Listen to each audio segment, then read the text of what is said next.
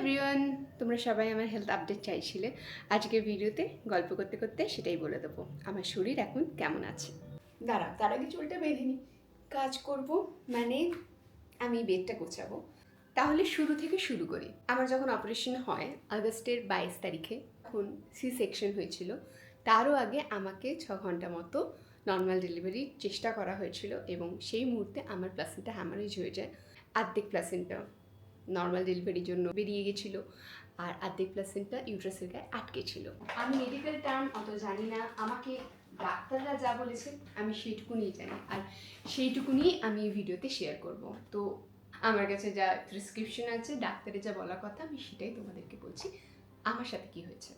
এই ভিডিওতে কারোর ওপর কোনো অভিযোগ নেই, কোনো অনুযোগ নেই, যা হয়েছে শুধু সেটাই বলা। ঘটনাটা এটা কি, আমার সি সেকশনের পরে আমি কোনো ডাক্তারের আন্ডারে ছিলাম না, কেউ আমার কেস নিতে চাইছিল না। প্রচণ্ড পেটে ব্যথা শুরু হয় বরাবর, পুরো এই সাইড বরাবর। আবার একটা ইউএসজি করা হয় 7 সপ্তাহের মাথায়, তাতে দেখা যায় যে আমার গলব্লাডার স্টোন হয়েছে। ভালো, এখন রোগ বালাই অস্ত্রোপচার সব কিছুকেই আমরা খুব কমন করে দিই, যে এটা খুব কমন আফটার সি সেকশন। এখন অনেকের গলব্লাডার স্টোন হয়, কিডনি, অ্যাপেন্ডিক্স এগুলো ইনজিওর্ড হয়ে যায়, এটা খুব কমন, সেই জন্য এই নিয়ে কথা বলা যাবে না। পেটের মধ্যে এত ব্যথা হতো যে আমি ভাবতাম আমার শরীরে প্রাণটা কি করে আছে। এদিকে একটা অপারেশন, মেজর অপারেশন, মানে সি সেকশনের পরে 90 দিন না গেলে আর একটা অপারেশনও হবে না। কবে অপারেশন হবে ভাবছিলাম গলব্লাডারটা বাদ গেলে হয়তো ঠিক হয়ে যাব, কিন্তু না। গলব্লাডার অপারেশন হয়ে যাওয়ার পর, মানে আমার 27 নভেম্বর অপারেশন হয়, তারপরেও ডিসেম্বর পেরিয়ে যায়, ড্রেসিং ফেসিং কমপ্লিট হয়ে গেল, এদিকে ল্যাপ্রোস্কোপি যা যা ফুটো ফাটা হয়েছিল সেগুলো সেরে গেল, ব্যথা কমছে না। তারপরে আমি মায়ের কথা মতো আমার পেটের প্রবলেম যখন হয়েছিল লকডাউনে, সেই ডাক্তারকে আবার কনসাল্ট করি। সে আমাকে দেখে বলে শরীরের উপর অনেক ধকল গেছে, 15 দিন পর আসতে কিছু ওষুধ দেয়। সেই ওষুধগুলো দেখে আমি বুঝলাম যে আমাকে আইবিএস এর ওষুধ দেওয়া হয়েছে। এত অবধি আমি তাই জানি, এত অবধি তোমরাও তাই জানো। গল্পটা এরপর থেকে শুরু হচ্ছে। উনি বললেন 15 দিন পর আসতে, তারপর আবার কিছু ওষুধ দিলেন, বললেন আরও 15 দিন পর এসো। এই করতে করতে 1 মাস কেটে গেল, মানে ডিসেম্বরটা শেষ হয়ে গেল। জানুয়ারিতে আমি সরস্বতী পুজোর আগে ওনার কাছে গেলাম, গিয়ে দেখলাম, বলছি আর কি, যে আমার ব্যথা কমছে না। আইবিএস তো আমার আগেও হয়েছিল লকডাউনে, তাহলে এইবারে শুধু আইবিএস তো নয়, কারণ এটা শুধু আইবিএস এর ব্যথা না, কারণ আমাকে আমার এক দিদি বললো যে তুই একবার দেখে নিতে পারিস, মৌমিতাদি ভাগ্যিস বলেছিল। তো আমি চেক করলাম যে এটা শুধু আইবিএস এর ব্যথা আমার মনে হচ্ছে না, এবং তার সাথে সাথে ডিসেম্বর মাস থেকে আমার শুরু হয়ে যায় ডিসচার্জের প্রবলেম, যেগুলো আমার আগে কেউ বলেনি এবং পরেও আমি জানতাম না, আমার আগে কখনো এই ধরনের প্রবলেম হয়নি। হোয়াইট ডিসচার্জের প্রবলেম, দেন সেটা ডায়াগনোসিস হয়ে জানা গেল যে আমার কিছু ইস্ট ইনফেকশন হয়েছে। যে কোনো অপারেশনের পরে এটা খুবই common, again it's very common জিনিস নিয়ে আলোচনা করা যাবে না। আর এই আলোচনা না করার জন্য অনেকে অনেক কিছু জানতে পারে না, অনেক পরে রোগ ধরা পড়ে, এটা অনেক বড় ভুল লাইফে। ওভার দ্য ফোন কিছু প্রেসক্রাইব করছিলেন, কিছু ওষুধ প্রেসক্রাইব করছিলেন, যেগুলো আমি নিচ্ছিলাম, সেরে যাচ্ছিলাম। উনি বললেন যে 5 দিন খাও, নাও, 7 দিন খাও, নাও, দেখো কমে যায় কিনা, তারপর আমার ক্লিনিকে এসো। সেই মতনই আমি করছিলাম, আর আমি তাতে সুস্থ হচ্ছিলাম। কিন্তু ওষুধ অফ করলেই আমি আবার সে একই ডিসচার্জের প্রবলেম হচ্ছিলো, ভীষণ এইখানে পেন, মানে আমার পেলভিক এরিয়াতে প্রচণ্ড পেন। যে আমার পেটের প্রবলেম যখন হচ্ছিল, তো ওই ডাক্তার আমায় জানালেন যে তোমার পিআইডি হয়েছে। প্রেসক্রিপশনের দিকে তাকিয়ে লিখতে লিখতে বললেন যে আমার পিআইডি হয়েছে। এর আগে আমি জানতাম না পিআইডি কি, খায় না মাথায় দেয়। গুগল করে দেখলাম, ঠিক এক্স্যাক্টলি সেইখানে ব্যথা যেখানে পিআইডি হলে হয়। অনেক জায়গায় হতে পারে, পুরো পেলভিক এরিয়ায় হতে পারে, কিন্তু ছবি যেখানে ছিল ঠিক সেই জায়গায় ব্যথা। আমি বদ্ধ মূল ধারণা রাখলাম যে আমার পিআইডি হয়েছে। বাড়িতে এসে দেখি একটু ভয়ই পেলাম যে পিআইডি একটা মস্ত রোগ। পেলাম, উনি প্রথমে বললেন যে না না, এটা হতে পারে না। অনেকে জানা যায় যে আমার পিআইডি হয়েছিল। আমি কলকাতায় ডাক্তার দেখাই, মানে অনেক জায়গায় আমি ডাক্তার দেখিয়েছি, কিন্তু কেউ না প্রথমে আমাকে দেখে বলছিল না যে আমার পিআইডি হয়েছে। পিআইডি হলে যা ব্যথা হতে পারে বা ইনফেকশন হলে যা ব্যথা হতে পারে,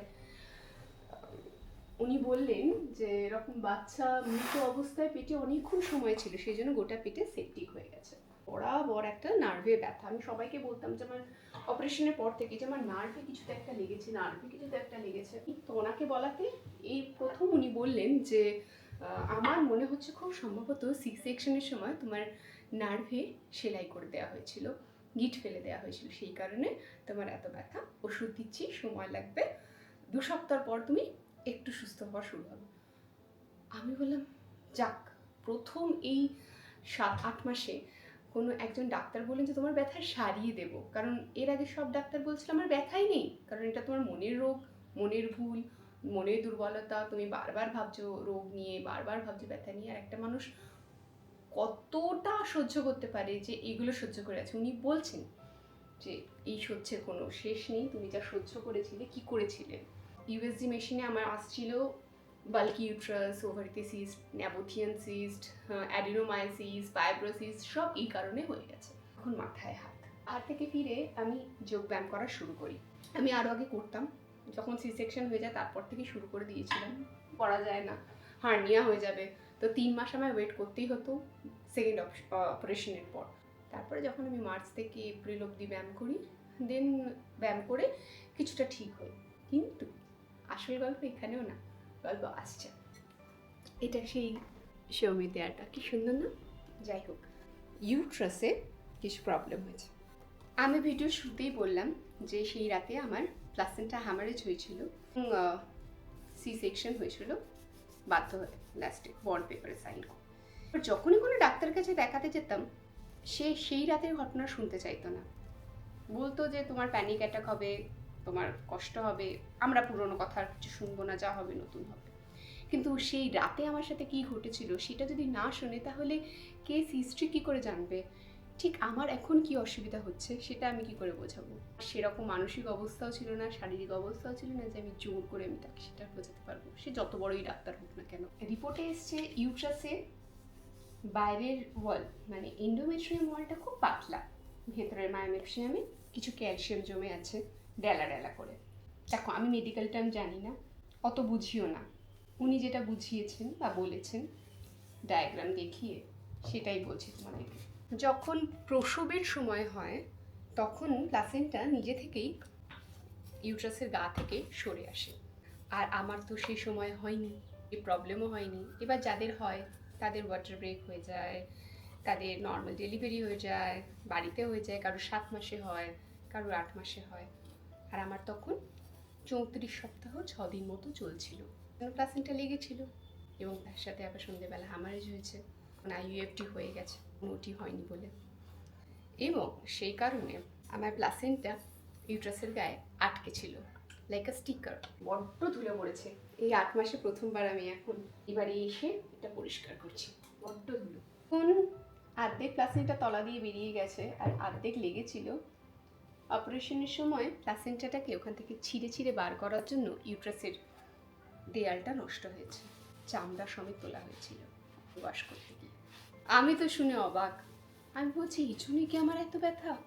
এর কোনো ওষুধ নেই, দেয়ালে তুমি কোনো স্টিকার লাগালে, লাগিয়েই তুলে নিলে দেয়ালটা নষ্ট হয়, স্টিকারটা। ডাক্তার তো বোঝালেন যে আমার ক্ষেত্রেও তাই হচ্ছে। হাত লাগিয়ে ওখানে কোনো মলম লাগানো যাবে না, ভেতরের অঙ্গ, আমাদের অন্য উপায়ে সেটাকে ঠিক করতে হবে। এই জন্য আমার এখনও ব্যথা। আমাকে দেখে আমি হাসি খুশি থাকি, দেখাই বলে, কারণ নিজের জন্য দুঃখ বেশিক্ষণ ভালো না, অন্যের জন্য না। আমাদের স্বভাব হলো আমরা নিজেদের কষ্টকে বেশ বড় করে দেখি, যে আমার থেকে বেশি কষ্ট বোধহয় আর কারণ নেই। কিন্তু আমার এই ঘটনা ঘটার পরে এত শত মানুষের থেকে আমি শুনতে পেরেছি তাদের জীবনের কষ্ট, তখন আমার নিজেকে, নিজের কষ্টকে, আমার শারীরিক, মানসিক, সামাজিক সব রকম কষ্টকে আমার খুব কম মনে হয়েছে, যার জন্য আমি আরও এগোতে পেরেছি। কিছু বলার, করার, সেগুলো যেগুলো অপূর্ণ ছিল সেগুলো আমি করে ফেলতে পেরেছি। ঠিক হচ্ছি, সময় লাগবে, যে উপায়ে সারছি সেই উপায় নিয়ে এখন এখানে কিছু বলা যাবে না। সেরে উঠি, কখনো এই পদ্ধতিতে সারলে ঠিক হচ্ছি মনে হয়, ঠিক হয়ে গেছি মনে হয়, তাহলে সেটা শেয়ার করব। এখন তোমরা অনেকেই আমাকে বলো বা দেখি মেসেজ যে অবশ্যই আমার ভালো চাওয়ার লোক অনেক অনেক আছে, তারাও ভালো চায়, যারা লেখে যে তুমি কেন কনসিভ করছো না, এখন তো উপায় আছে, আরেকটা বাচ্চা নিয়ে নিলেই পারো। তারা তো দেখছে না আমি হাসছি, আমি ঘুরছি, আমি খেলছি, ফটো ভিডিওতে সেগুলোই দেখছে। কিন্তু কি করে বুঝবে আমার শরীরের কি অবস্থা? আমি এখন আর বাচ্চা নিতে পারবো না, আমার শরীর সেটা দেবে না। আর এটাই সব কিছুর সমাধান নয়। একটা হারানো ট্রমা, এগুলো থেকে মাকে বেরোতে হয়। আমার বলতে ভালো লাগছে যে আমি এই নিয়ে কথা বলছি, কারণ এই নিয়ে কথা বলাটাই বেশ একটা ভয়ের ব্যাপার। সবটাই ঢাক ঢাক গুড় না বাবা, এই নিয়ে কথা বলিস না। সমাজের নিয়ম হয়ে গেছে, যখন একজন মা সন্তান হারা হবে তার আরেকটা সন্তান নিয়ে নিলেই খুব সহজে সে সব কিছু থেকে ভালো থাকতে পারবে। হাজারটা বাচ্চা হয়ে গেলেও না সেই শোকটা কখনো ভুলতে পারে না। আর এই নিয়ে কোনো আলোচনাও করা যায় না। প্রেগনেন্সির আগে পরে থাকা এসব অবস্থায় অনেক কিছু ভিডিও রয়েছে, কিন্তু বাচ্চা না থাকলে মায়েরা কী করবে সেই নিয়ে কোনো ভিডিও নেই। তাই আমি ঠিক করেছি এরপর থেকে আমি সেই সমস্ত মাদের নিয়ে কথা বলবো যারা এখনও অসুস্থ, যারা কবে আবার প্রেগনেন্ট হতে পারবে তারা নিজেরাও জানে না, যারা এই নিয়ে আলোচনা করতে কুণ্ঠাবোধ করে। যাই হোক, আমার হেলথ আপডেট আমি দিয়ে দিলাম। সবটা হয়তো বোঝাতে পারলাম না, সবটা বলা সম্ভবও না এই ছোটো মুহূর্তের মধ্যে, তাও ভিডিওটা লম্বা হয়েছে জানি। আমার বাচ্চা আসা থাকা যাওয়া এগুলো আসল নয়, আসল আমার বেঁচে থাকাটা এবং সুস্থ থাকাটা। অনেক মারা বুঝতে পারে না, আবেগের ঘরে ভুল করে ফেলে, ভুল সিদ্ধান্ত নিয়ে ফেলে, আর সিদ্ধান্ত নিতে বাধ্যও করানো হয় পারিপার্শ্বিক চাপে। সে সেটা ভাবতে বাধ্য হয় যে সবার রইল আমার রইল না, তাই আমি তাড়াতাড়ি নিয়ে আসি। মানসিক শারীরিক সব রকম সুস্থতা না থাকলে একটা বাচ্চা আনলেই হয় না। তাই আগে যখন লোকে জিজ্ঞেস করতো কেমন আছি, আমি বলতে পারতাম না কেমন আছি।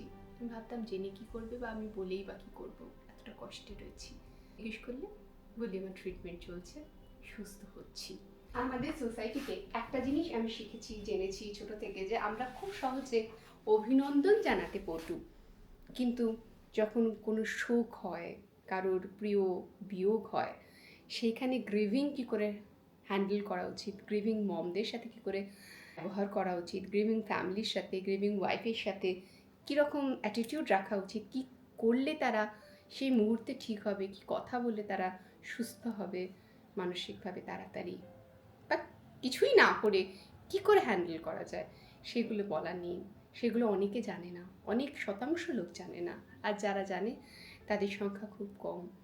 এই যে আমার বেড সাজানো কমপ্লিট। দেখো, গল্প করতে করতে আমার কাজটাও সারা হয়ে গেল, ওদেরকে জানানো হয়ে গেল আমার শরীর এখন কেমন আছে। তবে আর কি, আমিও যাই বাকি কাজ সেরে ফেলি। তোমরাও ভালো থাকো, দেখা হচ্ছে নেক্সট ভিডিওতে। টাটা।